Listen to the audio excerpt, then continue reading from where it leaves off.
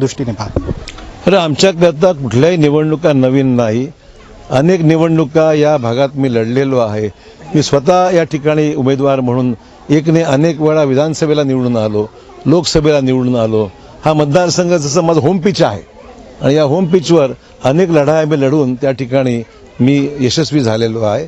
या ठिकाणी आता माझी मुलगी इथे भाजपने तिला उमेदवारी दिलेली आहे आणि मला खात्री आहे तिच्या सगळ्या प्रयत्नातून तिचे संपर्क, ती सुशिक्षित आहे, शिकलेली आहे, लॉ ग्रॅज्युएट आहे, लॉ पोस्ट ग्रॅज्युएट आहे, तिने MA BA LLB केलेलं आहे आणि त्यामुळे लोकांशी परिचित आहे, धाडस आहे, बोलायची हिंमत आहे, समज आहे आणि त्यामुळे त्या भागातल्या लोकांचे सहजपणे ती प्रश्न समजू शकेल आणि तिला माझं गायडन्स मिळणारच आहे. त्यामुळे मुदखेड मतदारसंघ आधीचा आणि आताचा भोकर हे लक्षात जर घेतला तिथल्या विकासाला कधी आत्तापर्यंत काही कमी पडलं नाही आणि पुढेही कमी पडणार नाही. वडील म्हणून आपल्या मुलांना स्थिर स्थावर करणं, कुठे बिझनेसमध्ये असेल, नोकरीमध्ये असेल, सर्वच वडिलांची इच्छा असते.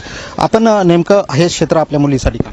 तर मी काही निवडलं नाही. माझ्या घरामध्ये मीही ज्यावेळेस पहिल्यांदा निवडणूक लढली, मला काही माझ्या कुटुंबाने किंवा माझ्या वडिलांनी त्याला सांगितलं नव्हतं. मी माझं क्षेत्र निवडलं.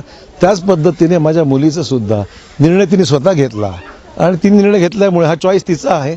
तिला मदत करणं माझं पहिलं निवडणूक आहे.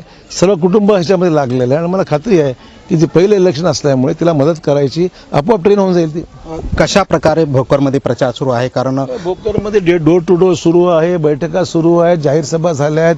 प्रधानमंत्री या ठिकाणी देशाचे मोदी साहेब हे नांदेडमध्ये येऊन गेले. त्यांनी सभामध्ये सर्व उमेदवारांना समर्थन स्पष्ट केलेलं आहे, जाहीर केलेलं आहे.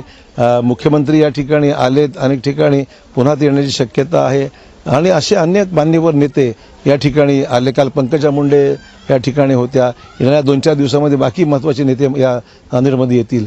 त्यामुळे एक निवडणुकीचं फीवर हे आता हाय पिचवर गेलेलं आहे आणि लोकांचा प्रतिसाद वाढत चालला आहे.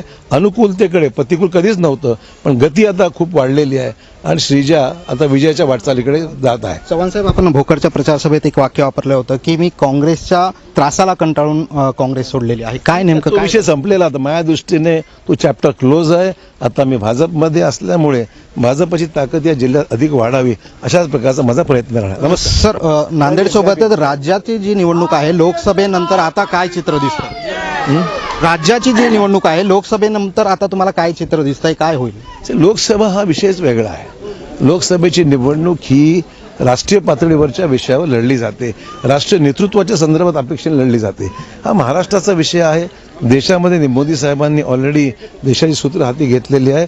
राज्याची सूत्र आता महायुतीकडे आली पाहिजे या अनुषंगाने सर्वांचे प्रयत्न सुरू आहे आणि आम्ही विजयाकडे वाटचाल करत आहोत.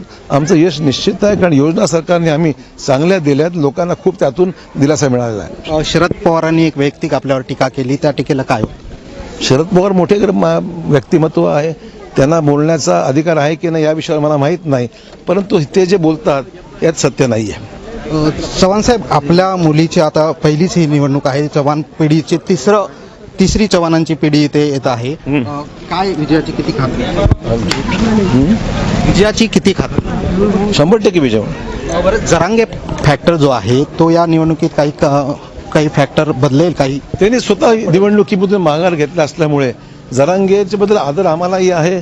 जरांगेच्या एकंदरीत कार्यशैलीबद्दल आरक्षणासंदर्भामध्ये सर्वच लोक हे त्यांच्या बाजूने आहेत. लोकांना त्यांच्याबद्दल खूप मान सन्मान त्यांच्याबद्दल आहे आणि त्यांच्याबद्दल खूप आत्मीयता आहे. त्यामुळे आम्ही सुद्धा त्यांचं समर्थन करतो.